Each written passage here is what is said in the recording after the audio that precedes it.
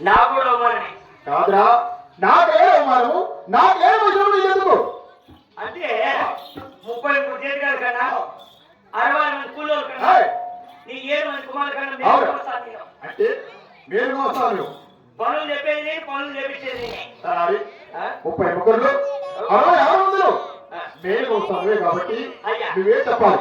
ఆడు కాబట్టి ఇంటికి ఆడుకోండి నేను అమ్మకాడియా పనివాడి నేను వారు మంచిగా ఉంటారు కాబట్టి వారు కూడా మంచిగా చూస్తారు. ఇప్పుడు నా చిన్న కుమారుడు వెంకరెడ్డి సేవ చేయాలా, బాగుపడాలా, వాడు ఏం కావాలంటే వాడు ఏమని చేస్తే బాగుపడతాడు ఆ సుధప్రాయం నువ్వే తెలపాలి. నీ కుమారుడికి బాగుపడాలంటే మన ఇంటి 1 ఎకరాల చేను ఉండాలి. ఆ చేను అమ్మితే దాదాపు లేదంటే 1.5 కోట్లు లేదా 2 కోట్లు వస్తారు డబ్బులు. వస్తే ఆ డబ్బులు వేసుకొని నీ కొడుకు మొదట నేను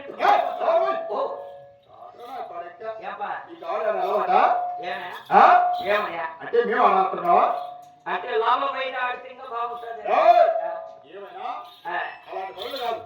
మా ఇళ్లలో మా పోరాటంలో ఏదో తెల్లవారితే కాళ్ళిద్దరు కాళ్ళు కట్టుకొని ముళ్ళగా చేత పట్టుకొని మనకు దారి పెట్టుకొని చేతులు తెస్తే మా పోరాటంలో రెడ్డి అంటారు.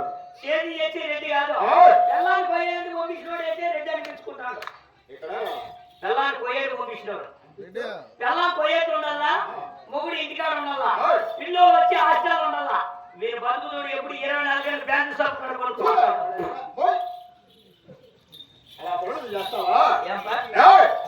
ఏమైనా చక్కని చేతిలో చేయాలి, బాగుపడాలి. కావాలంటే వాడు ఏమైనా చేస్తే బాగుపడతాడు. నాకు 7 మంది కుమారుడు, 6 కోడలు ఉన్నాయి. నీ చిన్న కొడుకు ఎంగడికి డమాన్ కోడలు పట్టుకొచ్చి సగరం సేవ చేస్తాడు, బాగుపడతారు. తీసుకొస్తాను ఆలోచన తెలివే తెలివి నీ ఆలోచన అయ్యా కావాలి. అప్పా కాదురేంటి అంటే నీకు ఎంతమంది కుమారులు అంటే 7 మంది కుమారులా? మన దగ్గర 2 గాలి కోడలు. నీ చిన్న కొడుకు వేడికి డమ్మని కొడబడి సగం చేతి చేస్తాను ఆలోచన. అవునా? అదే రాని తెలివి తెలివి కావాలి. ఎలా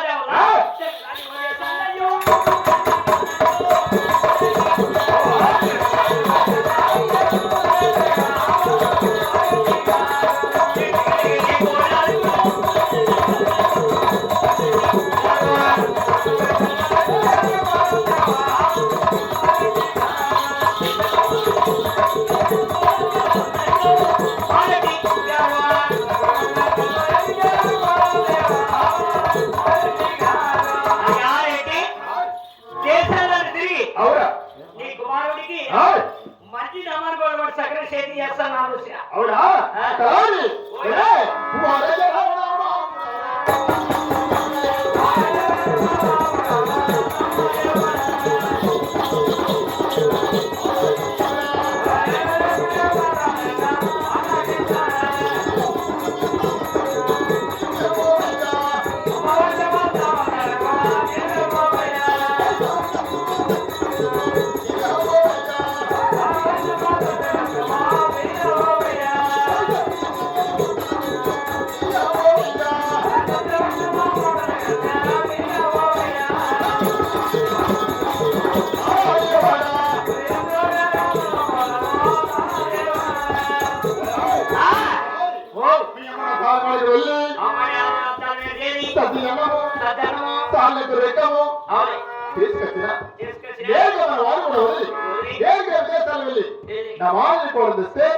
అప్పుడు నా చిన్న కుమారుడు చేతి చేస్తాడు.